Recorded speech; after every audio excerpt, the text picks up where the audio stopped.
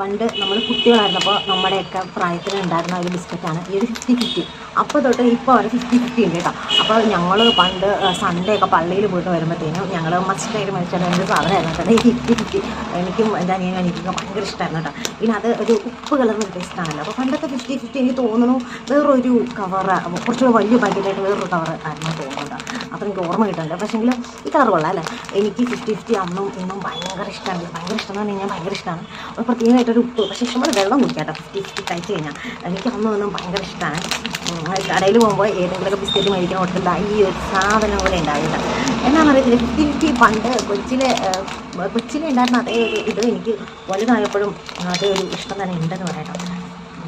കഴിഞ്ഞ സ്ഥലത്ത് ഞാൻ പൊട്ടിച്ചിട്ട് കിട്ടില്ല.